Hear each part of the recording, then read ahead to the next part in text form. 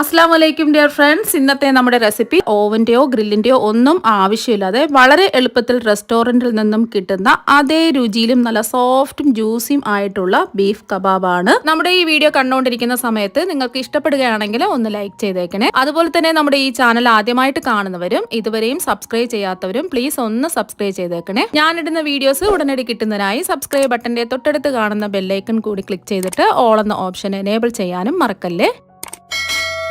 ആദ്യം തന്നെ ഇതിനു വേണ്ടിയിട്ട് ഞാനിവിടെ ബീഫാണ് എടുത്തിട്ടുള്ളത്. നിങ്ങൾക്ക് ബീഫിന് പകരം ഏത് ഇറച്ചിയായാലും മിൻസ്ഡ് മീറ്റും എടുക്കാവുന്നതാണ്. 1 കിലോ എല്ലില്ലാത്ത ചെറിയ പീസുകളായിട്ട് കട്ട് ചെയ്തെടുത്ത ബീഫ് നല്ലോണം കഴുകി വൃത്തിയാക്കി കുറച്ച് സമയം അരിപ്പയിൽ വെച്ച് മുഴുവൻ വെള്ളവും മാറിയതിനു ശേഷം എടുത്തിട്ടുള്ളതാണ്. ഇനി മിക്സിയുടെ ചെറിയ ജാർ എടുക്കുക. ഈ ജാറിലേക്ക് കഴുകി വൃത്തിയാക്കി വെള്ളം മുഴുവനും മാറിയ ബീഫ് ജാറിലേക്ക് ഇട്ട് കൊടുക്കാം. നിങ്ങൾക്ക് ഇത് അരച്ചെടുക്കാൻ വേണ്ടിയിട്ട് ഫുഡ് പ്രോസസർ വേണമെങ്കിലും എടുക്കാവുന്നതാണ്. ഇപ്പൊ ജാറിന്റെ 1/4 ഭാഗത്തോളം ബീഫ് ഇട്ട് കൊടുത്തിട്ടുണ്ട്. ഇതിലേക്ക് കുറച്ച് പുതിനയിലയും കുറച്ച് മല്ലിയിലയും കൂടി ഇട്ട് കൊടുക്കാം. ഇനി ഇത് നല്ലോണം ഒന്ന് അരച്ചെടുക്കാം. ഇപ്പൊ ഒന്ന് അരച്ച് എടുത്തിട്ടുണ്ട്.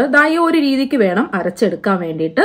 ഇതുപോലെ ഇറച്ചിയുടെ ചെറിയ ചെറിയ നാരുകളൊക്കെ ഉണ്ടാവും, അതൊന്നും കുഴപ്പമില്ല. ഇനി ബാക്കിയിരിക്കുന്ന ബീഫ് മുഴുവനും ഇതുപോലെ തന്നെ അരച്ചെടുക്കാം. ഇനി ഒരു ബൗളിലേക്ക് അരച്ചെടുത്ത ബീഫ് ഇട്ട് കൊടുക്കാം. ഇപ്പൊ മുഴുവൻ ബീഫും അരച്ചെടുത്തിട്ടുണ്ട്.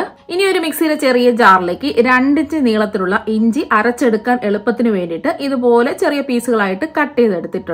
ഈ കട്ട് ചെയ്ത് വെച്ചിരിക്കുന്ന ഇഞ്ചി ജാറിലേക്ക് ഇട്ട് കൊടുക്കാം. ഇനി ഇതിലേക്ക് 20 അല്ലി വെളുത്തുള്ളിയാണ് എടുത്തിട്ടുള്ളത്. അപ്പം ചെറിയ വെളുത്തുള്ളിയാണ് എടുത്തിട്ടുള്ളത്. വലിയ വെളുത്തുള്ളി ആണെന്നുണ്ടെങ്കിൽ 5 എണ്ണം എടുത്താൽ മതിയാകും. അടുത്തതായിട്ട് 4 പച്ചമുളക് 2ആയിട്ട് മുറിച്ചെടുത്തിട്ടുള്ളതാണ് ജാറിലേക്ക് ഇട്ട് കൊടുക്കാം. ഇനി ഇതെല്ലാം നല്ല രീതിയിൽ ഒന്ന് ചതച്ചെടുക്കുക. ഇപ്പൊ ഇഞ്ചിയും വെളുത്തുള്ളിയും പച്ചമുളകും നല്ലോണം ചതച്ച് എടുത്തിട്ടുണ്ട്. ഇനി നമ്മൾ അരച്ചു വെച്ചിരിക്കുന്ന ബീഫില് ചതച്ച് വെച്ചിരിക്കുന്ന ഇഞ്ചി വെളുത്തുള്ളി പച്ചമുളക് എല്ലാം ഇട്ട് കൊടുക്കാം. ഇനി അടുത്തതായിട്ട് വേണ്ടത് സവാളയാണ്. ഞാനിപ്പോ മീഡിയം സൈസ് 5 സവാളയാണ് എടുത്തിട്ടുള്ളത്. സവാളയുടെ തൊലിയെല്ലാം മാറ്റി വൃത്തിയായിട്ട് കഴുകി എടുത്തിട്ടുണ്ട്. ഇപ്പൊ സവാള ചെറിയ ചെറിയ പീസുകളായിട്ട് കട്ട് ചെയ്ത് എടുത്തിട്ടുണ്ട്. ഇനി ചെറിയ പീസുകളായിട്ട് കട്ട് ചെയ്തെടുത്ത സവാള ഞാനിപ്പോ ചോപ്പറിൽ വെച്ച് ചോപ്പ് ചെയ്തെടുത്തിട്ടുണ്ട്. ചോപ്പർ ഇല്ല എങ്കിൽ കുഞ്ഞു കുഞ്ഞായിട്ട് അരിഞ്ഞെടുത്താലും മതി. എത്രത്തോളം ചെറുതായിട്ട് സവാള ചോപ്പ് ചെയ്തെടുക്കാൻ പറ്റുന്നുവോ അത്രത്തോളം ചെറുതായിട്ട് ചോപ്പ് ചെയ്തെടുക്കുക. ഈ ചോപ്പ് ചെയ്തെടുത്ത സവാളയില് സവാളയുടെ നീരുണ്ട്. ഈ സവാളയുടെ നീര് ഒന്നുകിൽ നമ്മൾ കൈകൊണ്ട് നല്ലോണം മുറുക്കി പിഴിഞ്ഞ് ഈ സവാളയുടെ നീര് മുഴുവനും മാറ്റുക, അല്ലെങ്കിൽ ഏതെങ്കിലും കോട്ടൺ തുണിയിൽ ചോപ്പ് ചെയ്തെടുത്ത സവാള മുഴുവനും ഇട്ട് കൊടുത്തിട്ട് അതിന്റെ വെള്ളം മുഴുവനും മാറ്റുക.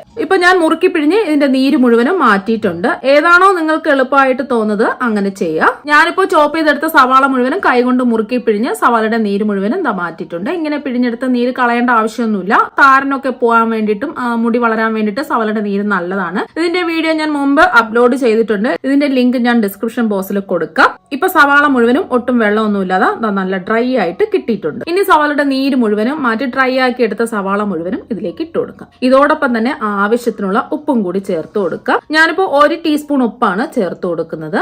ഇനി ഇതിലേക്ക് ഒരു മീഡിയം സൈസ് നാരങ്ങയുടെ പകുതി നാരങ്ങ കുരുവെല്ലാം മാറ്റി ഇതിലേക്ക് പിഴിഞ്ഞൊഴിച്ചു കൊടുക്കാം. ഇനി എല്ലാം കൂടിയിട്ട് കൈ വെച്ചോ ഒരു സ്പാച്ചില വെച്ചോ ഒരു സ്പൂൺ വെച്ചോ നല്ലോണം ഒന്ന് മിക്സ് ചെയ്തെടുക്കാം. ഇപ്പൊ എല്ലാം ഒന്ന് മിക്സ് ചെയ്തെടുത്തിട്ടുണ്ട്. അടുത്തതായിട്ട് മിക്സിയുടെ ചെറിയ ജാറിലേക്ക് 1 ടീസ്പൂൺ ചെറിയ ജീരകം, 1/4 ടീസ്പൂൺ കുരുമുളക് ഇല്ല എങ്കിൽ 1/2 ടീസ്പൂൺ കുരുമുളക് പൊടി ചേർത്ത് കൊടുത്താലും മതി. ഇനി അടുത്തതായിട്ട് വേണ്ടത് മുഴുവൻ മല്ലിയാണ്. ഞാനിപ്പോ 1 ടീസ്പൂൺ മല്ലിയാണ് എടുത്തിട്ടുള്ളത്. ഈ മുഴുവൻ മല്ലിയും കൂടെ ജാറിലേക്ക് ഇട്ട് കൊടുക്കാം. അടുത്തതായിട്ട് ഇതിലേക്ക് ഇട്ട് കൊടുക്കുന്നത് 1 ടീസ്പൂൺ മുളക് പൊടിയാണ്. ഞാനിപ്പോ എടുത്തിട്ടുള്ളത് കാശ്മീരി മുളക് പൊടിയാണ്. കാശ്മീരി മുളക് പൊടി ആകുമ്പോൾ അധികം എരിവുണ്ടാവില്ല. സാധാരണ മുളക് പൊടിയാണെന്നുണ്ടെങ്കിൽ 1/2 ടീസ്പൂൺ എടുത്താൽ മതിയാകും. ഇനി ഇതെല്ലാം നല്ലോണം ഒന്ന് പൊടിച്ചെടുക്കാം. ഇപ്പൊ ഇതെല്ലാം ഒന്ന് പൊടിച്ചെടുത്തിട്ടുണ്ട്. ഈ ഒരു രീതിക്ക് വേണം പൊടിച്ചെടുക്കാൻ വേണ്ടിയിട്ട്. അപ്പൊ ഇതിന് വേണ്ടിയിട്ടുള്ള മസാല ഇവിടെ റെഡി ആയിട്ടുണ്ട്. ഇനി പൊടിച്ചെടുത്ത മസാല മുഴുവനും മിക്സ് ചെയ്ത് മാറ്റി വെച്ചിരിക്കുന്ന ബീഫിലേക്ക് ഇട്ട് കൊടുക്കാം. ഇനി ഇതിലേക്ക് 1 ടീസ്പൂൺ ചതച്ച മല്ലിയും കൂടി ഇട്ട് കൊടുക്കാം. 1 ടീസ്പൂൺ മല്ലി എടുത്ത് ഇഞ്ചിയും വെളുത്തുള്ളിയൊക്കെ ചതയ്ക്കുന്ന കല്ല് വെച്ചിട്ട് ഇടികല്ല് കൊണ്ട് ഒന്ന് ചതച്ച് എടുത്തിട്ടുള്ളതാണ്. മല്ലി ഇല്ല എങ്കിൽ 1/4 ടീസ്പൂൺ മല്ലിപ്പൊടി ചേർത്താലും മതി. ഞാനിപ്പോ എടുത്തിട്ടുള്ളത് 1 ടീസ്പൂൺ ചതച്ച മല്ലിയാണ്. ഇനി ഇതിലേക്ക് 1 ടീസ്പൂൺ ചതച്ച മുളകാണ് ഇട്ട് കൊടുക്കുന്നത്. ഇനി ഇതിലേക്ക് 1/2 ടീസ്പൂൺ ഗരം മസാലയും 1/4 ടീസ്പൂൺ വലിയ ജീരകം വറുത്ത് പൊടിച്ചതും കൂടി ഇട്ട് കൊടുക്കാം. ഇനി ഇതെല്ലാം ഒന്ന് കൈ വെച്ചോ സ്പാച്ചിൽ വെച്ചോ നല്ലോണം മിക്സ് ചെയ്തെടുക്കാം. ഇപ്പൊ എല്ലാം ഒന്ന് മിക്സ് ചെയ്തെടുത്തിട്ടുണ്ട്. ഇനി ഇതിലേക്ക് 1/2 ടീസ്പൂൺ ബേക്കിംഗ് സോഡയും കൂടി ചേർത്ത് കൊടുക്കാം. സോഡാപ്പൊടിയാണ്, അപ്പത്തിനൊക്കെ ഉപയോഗിക്കുന്ന അപ്പക്കാരമാണ് ചേർത്ത് കൊടുക്കുന്നത്. നല്ല സോഫ്റ്റ് ആയിട്ട് കിട്ടുന്നതിന് വേണ്ടിയിട്ടാണ് ബേക്കിംഗ് സോഡ ചേർത്ത് കൊടുക്കുന്നത്. ബേക്കിംഗ് സോഡ ചേർത്തുകൊണ്ട് 1 മിനിറ്റ് എങ്കിലും നല്ലോണം ഒന്ന് കുഴച്ചെടുക്കണം. ഇപ്പൊ ഞാൻ കൈവച്ച് നല്ലോണം കുഴച്ചെടുത്തിട്ടുണ്ട്.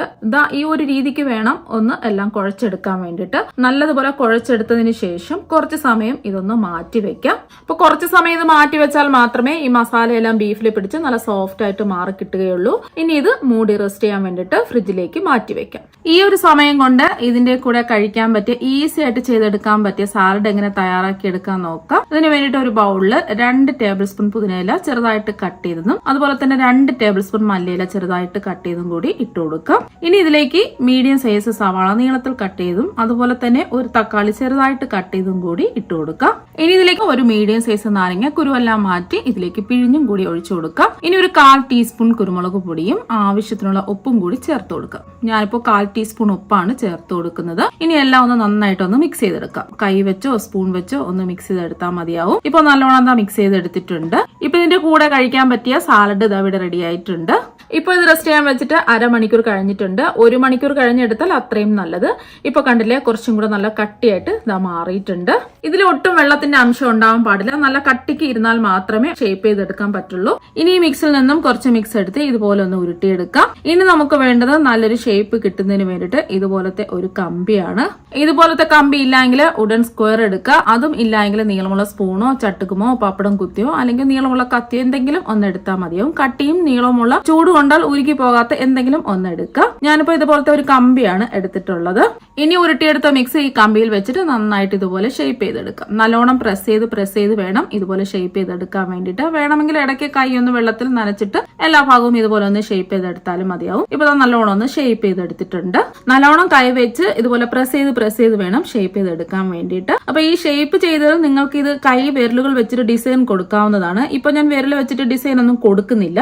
നമ്മളിത് വേവിച്ചെടുക്കുമ്പോൾ തന്നെ നമ്മൾ കൈ വെച്ച് പ്രസ് ചെയ്ത് ഷേപ്പ് ചെയ്തെടുത്തത് കൊണ്ട് താനെ അങ്ങ് ഡിസൈൻ വന്നോളൂ. ഇനി ഇതുപോലത്തെ കമ്പി ഇല്ലെങ്കിൽ ഇതുപോലത്തെ ഒരു ചോപ്പ് സ്റ്റിക്ക് എടുക്കുക. ഞാനിപ്പോ ഇത് 2 രീതിയിലാണ് കാണിക്കുന്നത്. ഒന്ന് കമ്പി വെച്ചിട്ടും മറ്റൊന്ന് ചോപ്പ് സ്റ്റിക്ക് വെച്ചിട്ടുമാണ്. അപ്പൊ നമ്മൾ ഉരുട്ടിയെടുത്ത മിക്സ് ചോപ്പ് സ്റ്റിക്കിൽ വെച്ച് പ്രസ് ചെയ്ത് ഇതുപോലെ നീളത്തിൽ കൈ വെച്ച് ഷേപ്പ് ചെയ്തെടുക്കാവുന്നതാണ്. ഇപ്പൊ ഈ ഒരു രീതിക്ക് വേണം ഷേപ്പ് ചെയ്തെടുക്കാൻ വേണ്ടിയിട്ട്. ഓവനൊക്കെ ഉള്ളവരാണെങ്കിൽ ഇതിന്റെ കൂടെ ഗ്രില്ലിംഗ് കമ്പി കിട്ടുന്നതാണ്, അതെടുത്താലും മതി. ഓവൻ ഉള്ളവരാണെങ്കിൽ ഓവൻ വെച്ച് ഗ്രില്ല് ചെയ്തെടുക്കാവുന്നതാണ്. ഞാനിപ്പോ എല്ലാവർക്കും ഒരുപോലെ ചെയ്തെടുക്കാൻ പറ്റുന്ന രീതിയിൽ തവയിൽ വെച്ചാണ് കാണിക്കുന്നത്.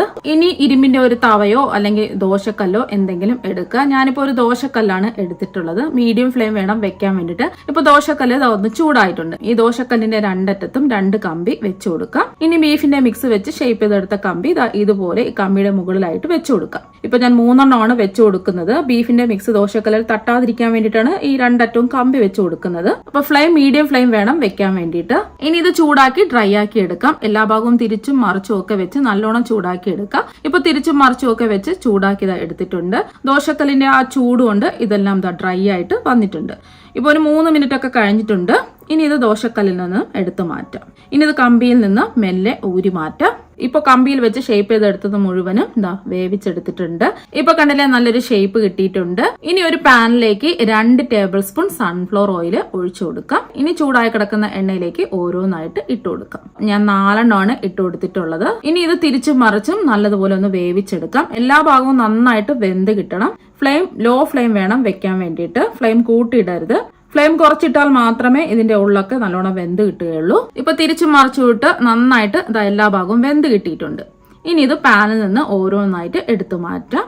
ഇപ്പൊ നമ്മൾ കമ്പിയിൽ വെച്ച് ഷേപ്പ് ചെയ്തെടുത്തത് മുഴുവനും വേവിച്ചെടുത്തിട്ടുണ്ട്. ഇനി ഒരു പാനിലേക്ക് 2 ടേബിൾ സ്പൂൺ സൺഫ്ലവർ ഓയിൽ ഒഴിച്ചു കൊടുക്കാം. അപ്പൊ എണ്ണ ചൂടായതിനു ശേഷം ചോപ്പ് സ്റ്റിക്കിൽ വെച്ച് ഷേപ്പ് ചെയ്തെടുത്തത് ഇത് ഓരോന്നായിട്ട് ഇതിലേക്ക് ഇട്ട് കൊടുക്കാം. അപ്പൊ നമ്മൾ എടുക്കുന്ന പാനിനനുസരിച്ച് എത്ര വേണമെങ്കിലും വെച്ചു കൊടുക്കാവുന്നതാണ്. ഞാനിപ്പോ 5 എണ്ണമാണ് വെച്ചു കൊടുത്തിട്ടുള്ളത്. ഇനി ഇത് തിരിച്ചു മറിച്ചൊക്കെ ഇട്ട് എല്ലാ വശവും നന്നായിട്ടൊന്ന് വേവിച്ചെടുക്കാം. ഫ്ലെയിം കുറച്ച് വേണം വെക്കാൻ വേണ്ടിയിട്ട്. ഇപ്പൊ തിരിച്ചു മറിച്ചു വിട്ട് ഇപ്പൊ എല്ലാം ഒന്ന് വേവിച്ചെടുത്തിട്ടുണ്ട്.